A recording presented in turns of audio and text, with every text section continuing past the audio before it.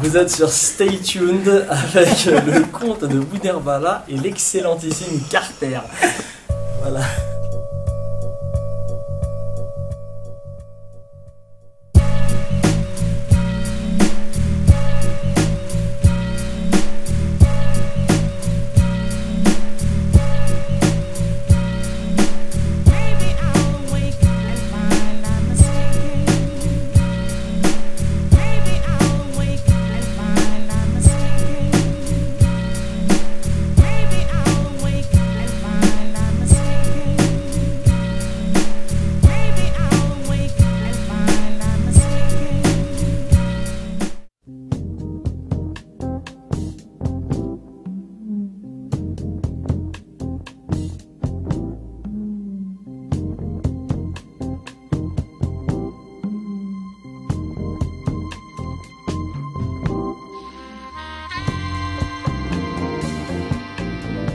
Bonjour à tous, j'espère que vous allez bien. Vous êtes sur Stay Tuned, bien évidemment. Nouvelle émission, nouvel invité, avec le conte de Bouderbala. Enchanté. Ça va? Bonjour à nos internautes. Comment vas-tu? Très très bien, et toi? Bah écoute, très bien. On se très tutoie, bien. Carter? Bah ouais, on va se tutoyer, c'est un peu la formule, quoi. Hein, on va pas mettre de distance. Non. Hein, humoriste, tu pratiques l'art du stand-up. Oui. T'officies aussi sur France Inter, le jeudi, il me semble, avec Pascal Clark. Ouais. Là, tu reprends en fait la prolongation du théâtre du gymnase. Ouais, du spectacle. Ouais. Quels sont les projets à venir? Alors les projets à venir, le spectacle, reprise du spectacle, comme tu disais très très bien. Et comme tu disais magnifiquement, monsieur Carter. Ouais. Non, je reprends le gymnase moi, dans la grande salle. Ouais. Et à partir du 3 mars, donc jusqu'à fin juin, spectacle. C'est marrant parce qu'en fait. Spectacle d'humour, spectacle de blague. Carter. Spectacle de blague, stand-up. C'est marrant parce que je crois que tu as une carrière un petit peu atypique, c'est que tu as fait du basket. Et là, ça marchait pas. Ça marchait pas. Mais comment on passe du basket au stand-up? Non, en fait, tu as beaucoup de similitudes. Après, le stand-up, c'est beaucoup. Mine de rien, sans le savoir, tu fais énormément de stand-up dans les vestiaires. Dans les vestiaires, on lance des vannes. Voilà, quand tu te mets à charrier tes camarades, tes collègues. Et en fait, voilà, c'est venu un peu comme ça. Bon, après, c'est venu par d'autres biais aussi, mais c'est voilà, le fait d'arriver à chaque fois avant l'entraînement, après l'entraînement, même parfois pendant l'entraînement, quand tu charries les gars, bon, après tu te dis, ah bah tiens, si ça rigole, tu pourrais peut-être faire rire d'autres personnes, puis après, au fur et à mesure, tu élargis le public, on va dire. D'accord. Bah, toi, j'imagine, tu as joué au basket, donc il y avait de la chambrette, j'imagine. Il y a toujours de la chambrette, toujours. Que ça soit au basket, que ça soit dans la musique, parce que j'ai fait de la musique, que ça soit sur Stay Tuned, il faut qu'on chante, c'est important. Moi, j'ai vu tes différents sketchs, donc c'est assez large. Ça parle du rap, un sketch sur le rap, un sketch un petit peu sur l'immigration, sur le sport. Je crois que tu es pointilleux aussi au niveau de la grammaire, l'orthographe. Oui, faire passer pour le faillot du rap. Non, ouais, bah après, moi, sur le rap, c'est quoi? C'est qui domine? C'est Mokobé. C'est Mokobé du 113. Tu nous écoutes, tu me regardes.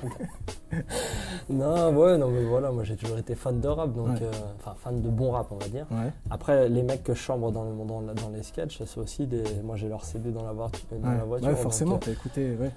Mais voilà, j'ai toujours été fan de ces rappeurs-là aussi, donc en écoutant le texte, je me posais pas justement l'idée sur la rythmique, mais sur le texte. Et voilà, après, normal, quand t'es pointilleux avec les paroles, tu te dis, ah bah tiens, il y a un moment, il y a un souci, il y a un moment il dit des bêtises, ou il y a un moment il raconte de la merde. Et en fait, voilà, après je me disais, moi là-bas, c'était pas en faire un sketch, hein, vraiment. Je me suis dit, ça serait marrant justement de relever toutes les fautes, un peu, toutes les petites conneries qu'ils ont pu dire et en faire un truc. DJ, s'il te plaît. Dans un coin sombre, ça joue aux cartes comme au casino. Comme dans le casino. Sur la table, les clés d'un coupé, d'un pavillon. C'est qui domine.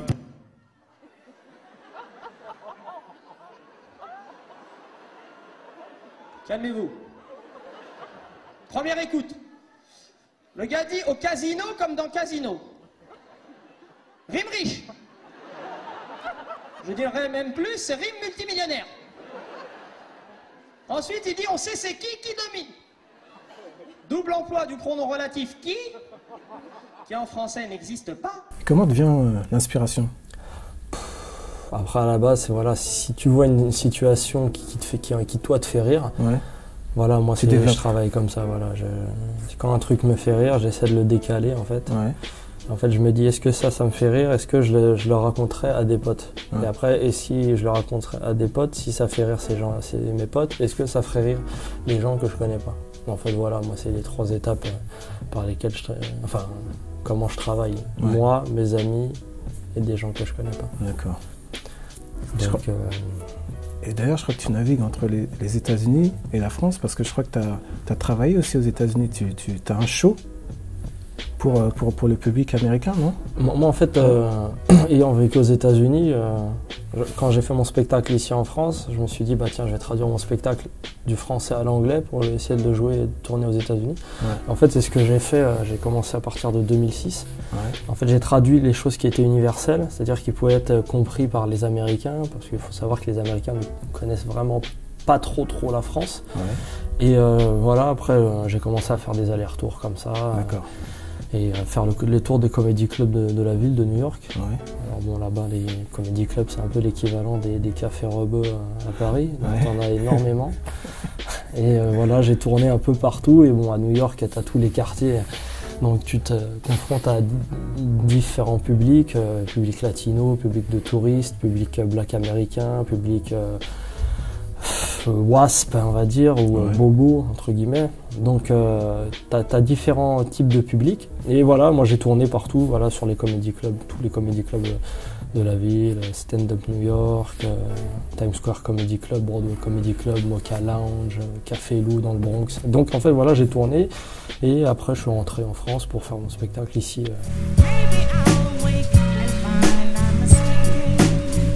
Comment le public réagit américain? Et est-ce qu'il y a une différence entre le public américain et le public français? Bon, en fait, on va dire la différence, c'est quoi? C'est qu'ils ont un peu plus, l'habitude du stand-up parce Ouais. que eux, ils n'ont pas la culture du sketch comme on a nous en France. Ouais. Parce que voilà, pour définir rapidement, la culture du sketch, c'est t'es dans un personnage, tu fais un perso, Ouais. et c'est comme si, tu vois, il y a un 4e mur, Ouais. et tu t'adresses pas au public, tu es Ouais. dans ton perso et tu restes dans ton personnage. Ça, c'est le sketch un peu à la française. Le stand-up, c'est tu t'adresses directement aux gens, et il n'y a pas cette coupure qu'il y a entre le public et la personne sur scène. Et après, le truc, c'est que les Américains, ils sont tellement pragmatiques, c'est-à-dire que eux, quand ils ont une situation, ils se disent pas, bah tiens, je vais faire un sketch dans un sketch sans m'adresser aux gens. Pour eux, c'est obsolète. Ouais. C'est-à-dire que s'il y a un mec sur scène qui parle, il faut qu'il parle Qui au public. participe. Enfin, il faut qu'il Ah oui. parle. Il faut D'accord. que les gens dans le public reçoivent la parole directement. Ok. Donc D'accord. en fait, eux, ils ont toujours eu cette habitude de stand-up. Ok. Après, voilà, le truc, c'est que voilà, c'est un peu plus participatif là-bas, on va Ouais, dire, ouais. parce que justement, ils ont cette culture de très, allez, maintenant on va faire la fête, yeah, let's go, toutes ces conneries qui D'ailleurs, t'en peuvent, parles, qui peuvent nous dégoûter, nous Français, parce qu'on n'est pas là-dedans. Ouais, ouais. Et donc voilà, ils sont vraiment dans le truc, allez, maintenant on va faire la fête, on va déconner, allez, let's go. Donc voilà, et les grosses différences, c'est un peu celle-ci. Est-ce que tu t'imposes des limites dans le rire? Tu t'auto-censures? Tout le monde s'auto-censure Ouais. forcément, mais moi, si je m'auto-censure, ça dépend des sujets. Elle est où la limite? Franchement, il n'y a pas de limite. Après, quand c'est drôle, c'est drôle. Après, c'est toi, la limite que toi, tu t'imposes. Mhm. Si déjà, comme je te dis, ça te fait rire toi, est-ce que c'est des blagues que tu pourras raconter à tes potes? Est-ce que c'est des blagues que tu pourrais raconter à des gens que tu connais pas? Après, c'est un peu comme dans une relation d'amour, on va dire. Tu peux pas arriver, si tu viens de rencontrer une fille, tu peux pas arriver et commencer à faire des trucs un peu chelous, Carter. Tu vois, il faut qu'il y ait une gradation, tu vas tranquille, tu vois. Et avec le public, c'est un peu la même chose. Après, ça dépend le type de relation que tu vas avoir. Mais il faut qu'il y ait déjà une certaine connivence. Oui, oui. Hein, faut qu'il Ouais. se passe un truc. Ah, Hein, ah ouais. tu vois, faut que ça commence à se toucher, à Ouais. se sentir, le Ouais. feeling. Ouais. Ouais. Tac, il y a du matos. Ouais. Tu vois ce que je veux dire? Et qui part en couille. Non, mais ce que je veux dire, c'est qu'après, c'est tout dépend de. C'est une progression, une gradation, graduation. progression, Ouais. voilà.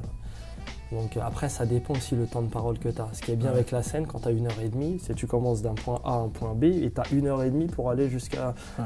quand tu as 5 minutes sur scène, il faut que tu sois performant tout de suite. C'est un peu pareil que dans le sport. C'est quand on te met sur le terrain, il faut être bon tout de suite. Si tu dis à l'entraîneur, attends un peu, je m'échauffe tranquille. 20 minutes après, attends, tranquille. Il va dire, allez, tu dégages. Carter, coach, Carter, prends tes affaires, je veux plus te voir. Là, Chinois, je respecte énormément. Très nombreux. 1,4 milliard dans le monde. Dont la moitié entre la porte d'Italie et la porte de Choisy. Tu fais aussi de la radio. T'as des chroniques le jeudi. Une fois par semaine. Une fois par semaine. Jeudi matin. Avec Pascal Clark. Comment tu vois ces médias? C'est-à-dire c'est quelque chose qui est complémentaire de ce que tu fais au niveau de la scène? Pour moi, en fait, la radio, c'est une bonne exposition. C'est complémentaire. Ça se fout de ma gueule. Non, en fait, c'est bien. Moi, pour moi, le vrai espace de totale liberté, on va dire, c'est la scène pour moi. Parce que la radio, que ce soit la radio, pour moi, il y a la scène, la radio, la télé. La télé, c'est des formats, c'est du visuel, c'est de l'image, mais c'est assez formaté et assez censuré, mine de rien. Parce qu'il y a des sujets qui sont soit interdits, soit très régulés, le temps de parole, c'est pas le même, donc c'est difficile. La radio, c'est autre chose. Ça fait beaucoup plus appel à l'imaginaire parce que les gens écoutent, entendent. Donc en fait, ça développe d'autres choses.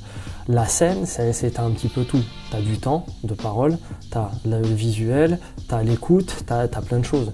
Donc voilà, les grosses différences pour moi, elles sont là. Après, voilà, pour moi, c'est la scène qui est l'espace un peu plus, enfin vraiment, d'expression libre.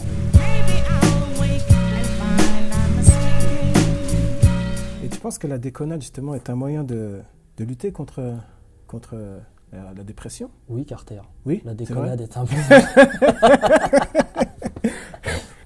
Forcément, c'est le rire, le rictus contre la loose, contre la sinistrose, la déprime, la dépression. Après, je pense trop de rire tue le rire. Faut qu'il y ait trouver tout. Le juste équilibre, quoi. Ouais, faut qu'il y ait un petit peu de tout. Après, moi, je suis pas tout... Parfois t'es sérieux, parfois tu déconnes. Après voilà, moi je suis pas trop dans le truc, l'humoriste, tu vois. Il faut rigoler. Parfois t'as envie de rigoler quand tu sens. Après, il y a des humoristes qui sont tout le temps dans la déconnade, qui sont un peu épuisants. Je suis pas trop dans mon interview. Truc. Ouais, mon interview, j'ai déjà, ils ont tous zappé. Là.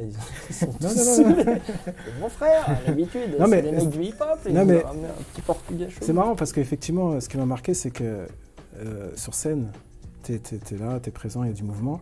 Et en interview, c'est beaucoup plus sobre. Parce que j'ai regardé, je me suis informé. J'ai zioté un petit peu les différentes interviews, il fallait que je regarde.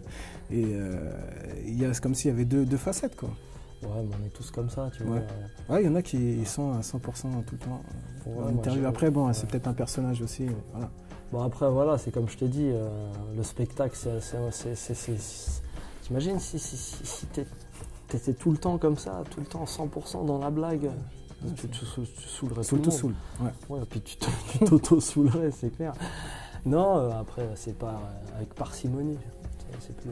Enfin, moi, je suis comme ça.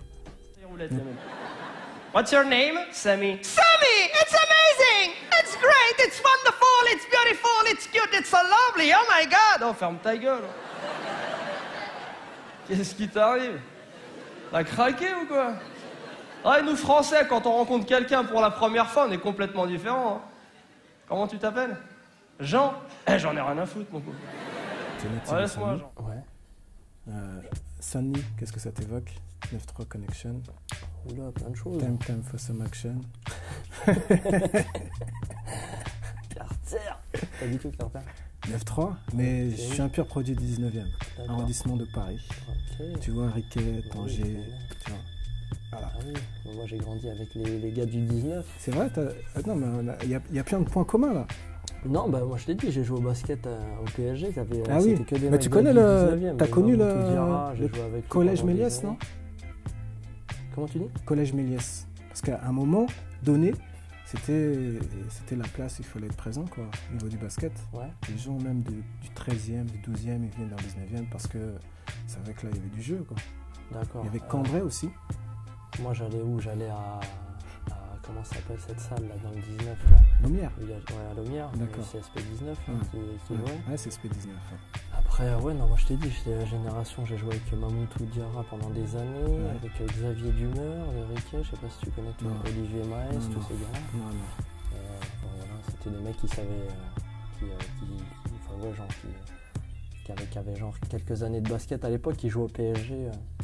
Mais tu penses que les gens ils sont intéressés là, par le basket? Je pense qu'ils sont contre foot. Ouais, je pense aussi. Hein. C'est le cadet de leur Mais moi, tu me poses des questions. Non, parce qu'à la base, on a T'es Carter, t'es coach Carter, t'es Vince Carter, t'es tout à la fois. Non, mais c'était Sani. Bah ouais, je suis à Sani, j'ai toujours vécu à Sani. T'habites encore? Ouais. T'habites où? Le nom de la rue? Oh, mon pote, ma rue, laisse tomber. Si je te raconte ma rue où j'habite, c'est le ghetto. Mais c'est pas le ghetto genre cité ou quoi, c'est le ghetto de la vie. Le ghetto de la vie. J'habite rue de l'Angoisse, on l'a rebaptisé la rue de la mort. D'accord. En fait, j'habite en face de l'hôpital, ma fenêtre donne sur la morgue, 60 mètres foyer personnes âgées, 10 mètres plus loin un hôpital psychiatrique, en face d'un distributeur de soins pour toxicos, et j'habite au-dessus des pompes funèbres au 13. Et c'est pas des conneries. C'est pas des conneries. Par contre, il faudra faire attention qu'il n'y ait pas des têtes qui viennent mettre mon rep dans un coffre et qui me demandent 100 €. En tout cas, ça a schémar pour toi. Non, ça va pas schémar. Si, ça commence à schémar. Alhamdoulilah. Comme on dit, mon frère, j'espère que tu vas pas me porter la poisse. Ouais. Tu vas pas me non, mais je te souhaite que du bonheur. Il faut que ça puisse continuer. Non, pour moi, ça va pas schémar. En fait, le truc de ça peut schémar, c'est pour moi, c'est un état d'esprit. Voilà, quoi qu'il arrive, même quand tu as les choses ou quand les choses vont bien pour toi, c'est possible de le jamais faire. acquis. Ouais, mais c'est clair, mais tout est possible. C'est juste, en fait, on a énormément de barrières cérébrales, on va dire, mentales, morales. Ouais. Et énormément de gens qui nous mettent des barrières aussi dans la tête. Ouais. Ces gens prennent différentes formes dans le système, on va dire. Il faut juste arriver à casser ces barrières et voilà, pour ça, après, c'est le travail, c'est les rencontres, c'est la chance. C'est la chance, c'est un facteur chance. C'est plein de choses. Après, c'est tenter des trucs, risquer des trucs, partir aussi parfois. Au States. Ou ailleurs. C'est juste, moi je dis c'est des questions de rencontre. C'est juste ça qui change l'histoire. Et le travail aussi.